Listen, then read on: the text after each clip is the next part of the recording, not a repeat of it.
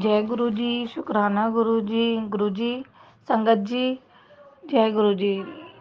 संगत जी, ये मेरा तीसरा सत्संग है जो मैं आपको सुनाने जा रही हूँ। ये बहुत ही शक्तिशाली सत्संग है जो मैं आपको सुनाने जा रही हूँ। मैं अपना सत्संग स्टार्ट करती हूँ। संगत जी, कोई भी मुझसे भूल चूक हो जाए तो उसे माफ़ कर देना।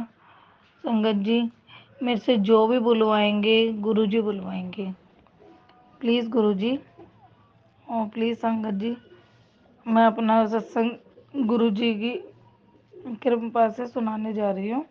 ओम नमः शिवाय, शिव जी सदा सहाय।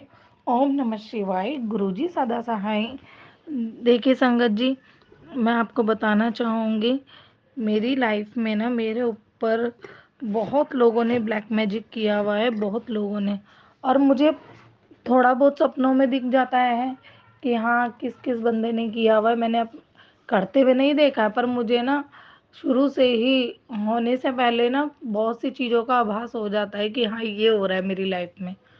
तो उसी तरीके से मुझे ना कई बार सपने में दिख गया है कि मेरे पे ब्लैक मैजिक करने वाला ये इंसान है। पर मैं सबसे प्यार करती हूँ, मेरे अंदर ऐसी किसी के लिए भावना होती ही नहीं है, क्योंकि मैं एकदम साफ दिल की हूँ। जो कहना है मुँह पे कह देना है, एकदम क्लियर। तो मैं आपको ये बताना चाहूँगी कि मेरी लाइफ में जिन लोगों ने मेरे पे ब्लैक मैजिक किया हुआ है ना, अब गुरुजी ने जब से मेरा हाथ पकड़ा है ना संगत जी, तो वो लोग तो मुझसे दूर हो चुके हैं, मैंने वो नहीं हुए हैं। गुरुजी ने उन्हें मुझसे दूर करा है, और मैंने भी ना उनको फ़ोन से, ज़िंदगी से, काफ़ी चीज़ों से अपने दूर कर दिया है। तो मैं आपको ये बताना चाहूँगी, कुछ ऐसा रीज़न हुआ कि मुझे उनके यहाँ जाना था। मेरी किसी रिलेटिव की ना डेथ हो गई थी और वो ख़ास था, मेरे को वहाँ जाना था। तो हुआ संगत जी ये कि जब मुझे जाना था ना, तो मेरे हस्बैंड और मेरे को जाना था दोनों को। और इत्तेफ़ाक ऐसा था, मैं अंदर से कुदरती डर रही थी कि वो लोग जब इतना गलत मेरे साथ कर सकते हैं, तो मैं अगर इन्हें लेके जाऊँगी, मेरे पे तो वैसे भी असर होता नहीं है, वो लोग कुछ करते हैं तो मेरे को गुरुजी भी बताते हैं। और मुझे गुरुजी ने भी मुझे मैसेज में बताया है, और वैसे भी कि माता रानी की वज़ह से ना मेरे ऊपर ब्लैक मैजिक किसी का भी असर करेगा ही नहीं, होता ही नहीं है असर।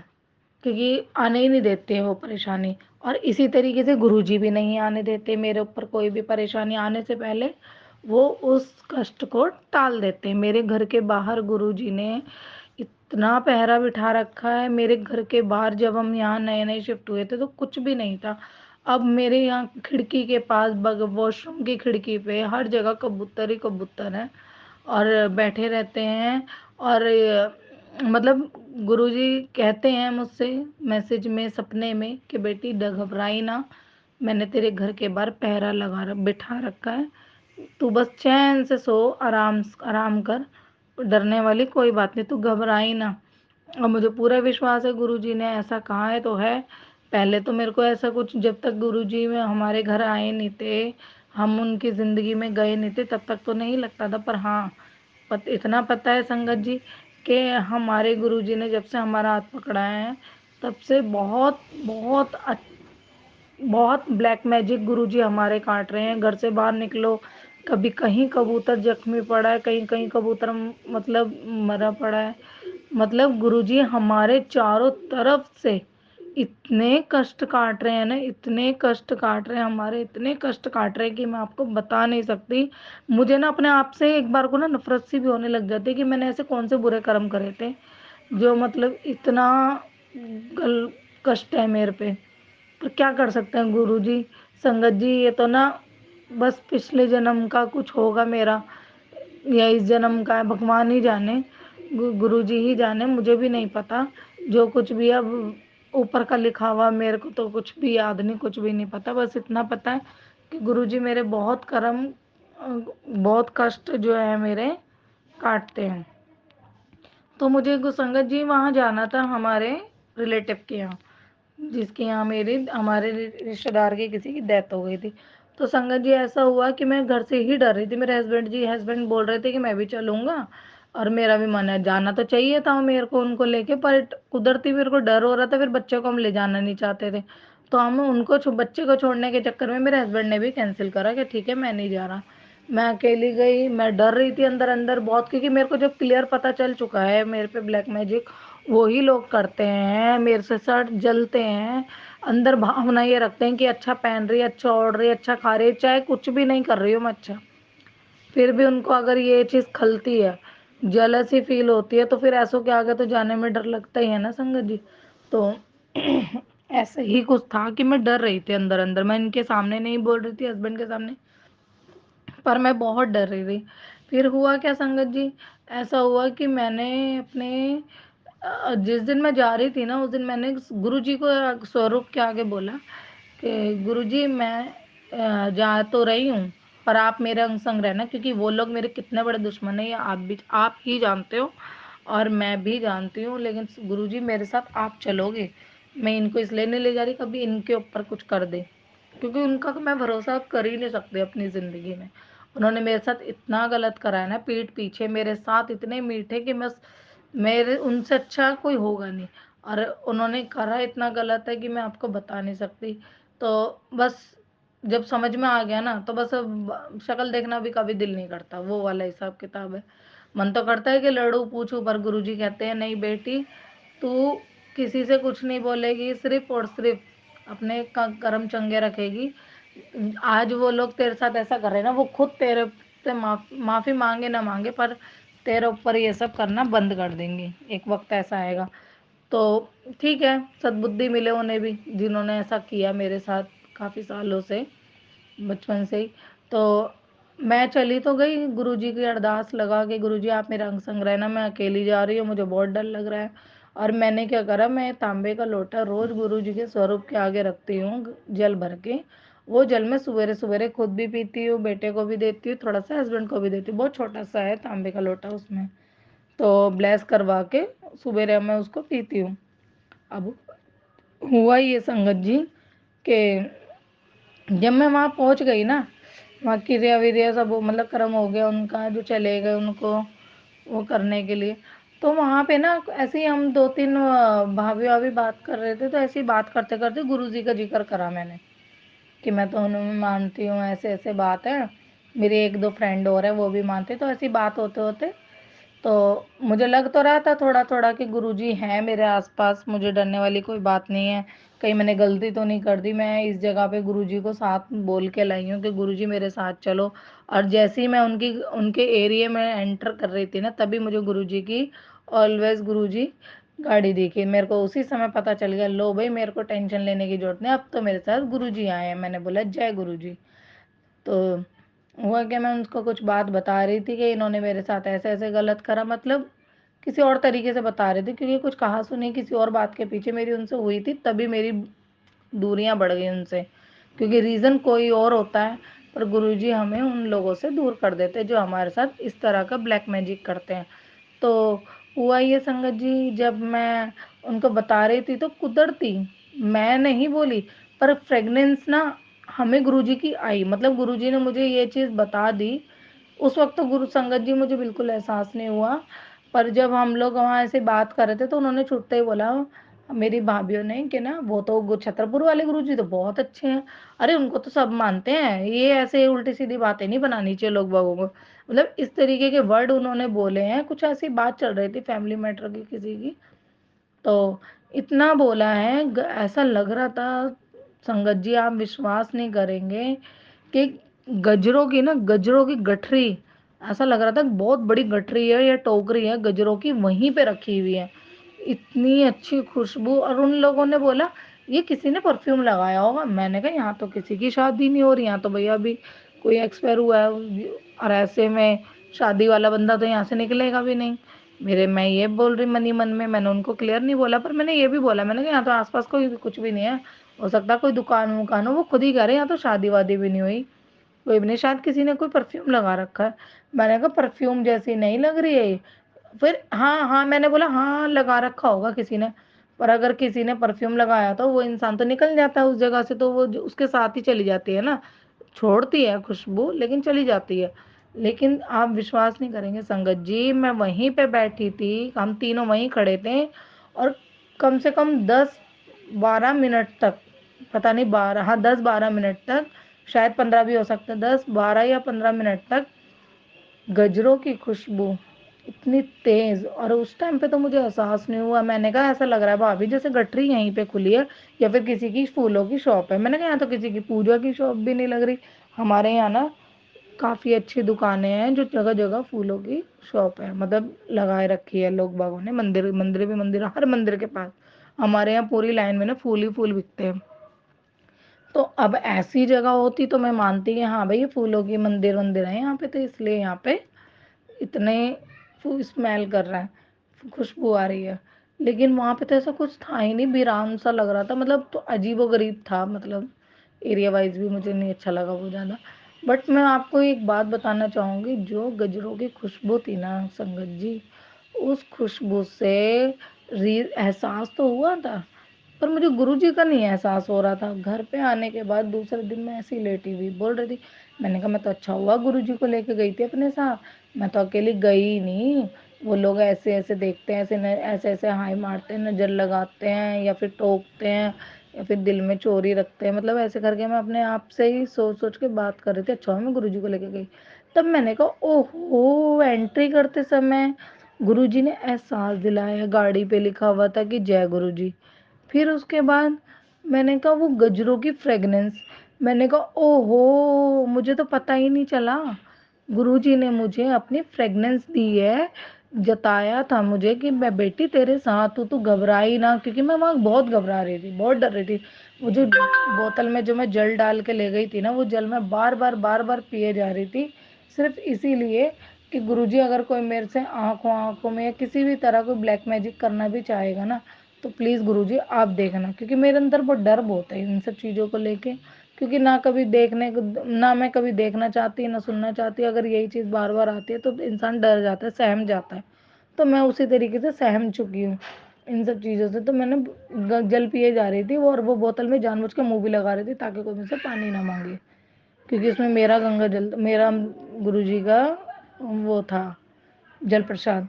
तो हुआ क्या संगत जी कि मैं वो जल पिए जा रही थी और ये लगा लो फ्रेगनेंस इतनी अच्छी, इतनी अच्छी। हम 2 कदम आगे चले ना तो नाई वाले की शॉप भी ना खाली थी। तो भाभी कह रही इस नाई वाले की दुकान पे तो नहीं कोई फेशियल वेशियल करवा रहा, क्रीमों में भी होती है खुशबू। मैंने कहा नहीं भाभी, ये खुशबू ऐसे है जैसे गठरी यहीं खुली हो, गुजरों की फूलों की, जैसे माली वाली जैसे लेकर आते हैं ना दुकानदार। मैंने कहा ऐसा लग रहा है जैसे गठरी यहीं खुली हो, गजरों की खुशबू थी। आज मतलब उसके दूसरे दिन मुझे रियलाइज हुआ कि बिन के बेवकूफ वो गुरुजी थे। मतलब गुरुजी हमें किस तरीके से एहसास दिलाते हैं संगत जी, आप खुद देखिए। हमें अपनी खुशबू से, हमें अपने नंबर से, 7 ब्लेसिंग से, हमें अपने फ्रेगनेंस से, हमें किसी ना किसी रूप में वो एहसास दिलाते हैं कि मैं तुम्हारे साथ ही हूँ। इतना गुरुजी का चमत्कार है संगत जी, इतना चमत्कार। और मैं एक सत्संग और बताना चाहूँगी संगत जी। मैंने सपने में देखा, जैसे कि मेरी लाइफ में ना जैसे बहुत लोग करते रहते हैं, मैं तो बस भगवान पे छोड़ रखा है, गुरुजी पे। जो करता है मेरे पे उल्टा सीधा, तो जैसे मेरा कोई काम नहीं बन रहा, मैं अरदास लगा रही हूँ, मैं दुआएं मांग रही हूँ, ऐसा नहीं है विश्वास कम होगा, मुझे पता है अगर गुरुजी करना भी चाहे ना तो हो जाएगा। कुछ समय है मेरी लाइफ में, गुरुजी कहते हैं तुझे सब कुछ मिलेगा, सब कुछ होगा तेरा, मांगने से सब कुछ मिलेगा, लेकिन थोड़ा समय लगेगा, सब्र कर। मैं सब्र कर लूँगी, नहीं भी मिलेगा उसका भी सब्र कर लूँगी, लेकिन मैं ये नहीं चाहती मेरी लाइफ में कोई ब्लैक मैजिक मुझ पर करे, कोई चैन की रोटी सब्जी ना खा पाए, चैन से सो ना पाए। मैं ये नहीं चाहती, मैं चैन से सोना और खाना पीना चाहती हूँ, अपने बच्चे को, अपने पति को और अपने आप को और अपने परिवार वालों को बहुत खुश देखना चाहती हूँ बस। मैं ये चाहती हूँ जो गलत कर रहा है उसे भगवान किसी ना किसी रूप में कोई समझाए कि ये सब चीज़ें करने से कुछ नहीं होता, अपना ही बुरा होता है। और थोड़े थोड़े टाइम के लिए लगता है कि नहीं हमने उसका के साथ गलत कर दिया, खुशी मिलती होगी उन्हें, पर ऐसा नहीं है, बहुत गलत कर रहे हैं जो भी कर रहे हैं।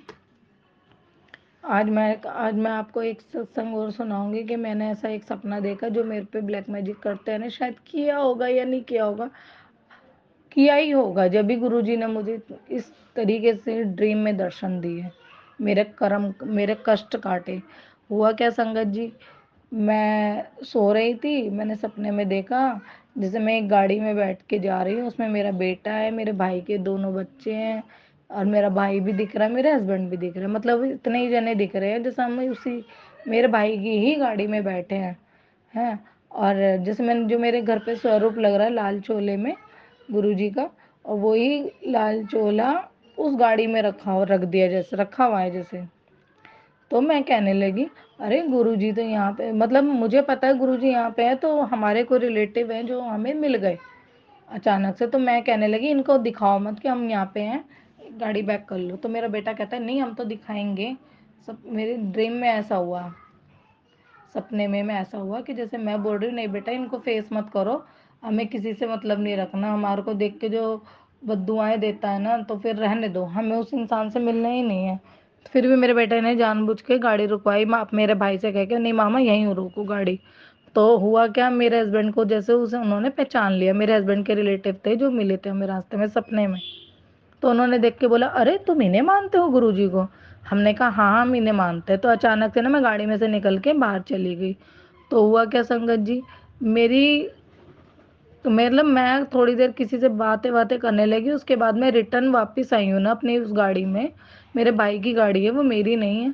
तो जैसे मैंने अपने भाई की गाड़ी में देखा ना, तो स्वरूप गायब है मेरे गुरुजी का, बहुत बड़ा, जितना बड़ा स्वरूप मेरे घर में लग रहा है सेम वही स्वरूप जैसे मैंने उसकी गाड़ी में रख दिया था, और लगे हुए थे बहुत अच्छे से। और अचानक से ही वो स्वरूप गायब है। तो और वहीं पे ना मुझे कुछ पैसे 500 का नोट भी मिला, जैसे कोई कमाई वमाई होती है ना तो रख देते हैं भगवान जी के आगे, तो उस तरीके का दिखा ड्रीम में मुझे।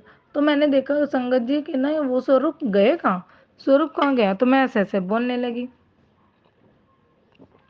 तो संगत जी फिर मैंने बोला अरे मेरे गुरुजी कहाँ है, अरे मेरे गुरुजी कहाँ है, मेरे स्वरूप का है, मेरा स्वरूप का है। मैं मतलब बेचैन हो गई सपने में, और मैं सबसे ढूंढ रही हूँ, मुझे स्वरूप ना दिखे। और दिखा तो संगत जी आधा, मतलब फेस तो उनका बिल्कुल क्लीन था, और कोने पे से जो स्क्वायर में बना होता है ना स्वरूप, तो इसको स्वरूप जो है फाड़ रखा था, और कांच अलग था, और उसकी वो जो स्क्वायर में जो लकड़ी सी बनी होती है ना फ्रेम जो होता है, मतलब वो सब अलग अलग पड़ा था।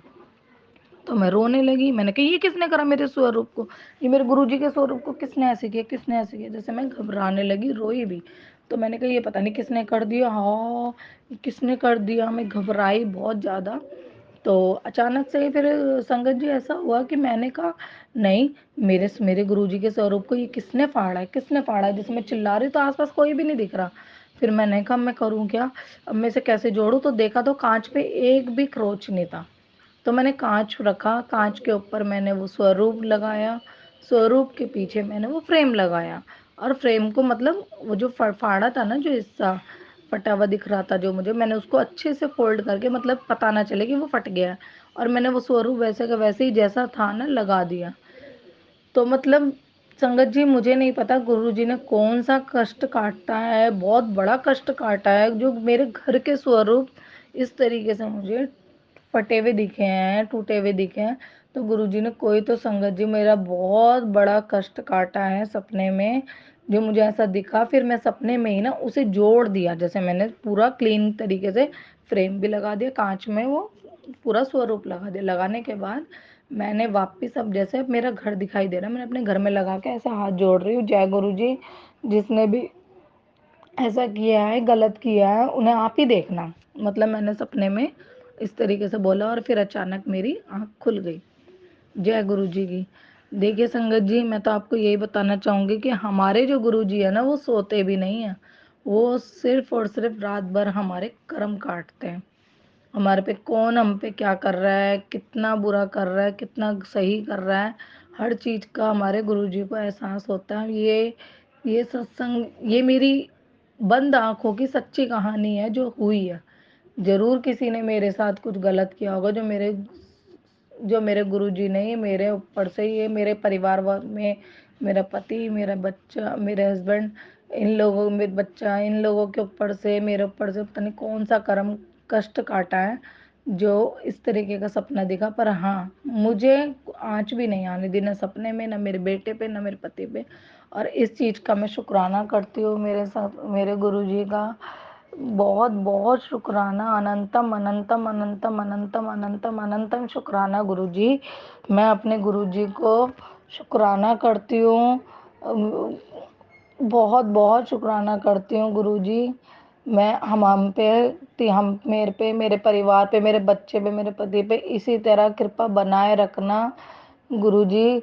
इसी तरीके से हमारा हाथ पकड़े रखना, हमारा हाथ कभी मत छोड़ना। मुझसे अगर गलती भी हो जाए ना संगत गुरुजी, तो आप प्लीज़ मेरा साथ कभी मत छोड़ना। मैं अकेली हूँ, अकेली सिर्फ आपके भरोसे चल रही हूँ। आपके आने के बाद मैं चैन की नींद सो पा रही हूँ गुरुजी। गुरुजी प्लीज़ हमारा साथ कभी मत छोड़ना, मेरे पति का, मेरे बच्चे का।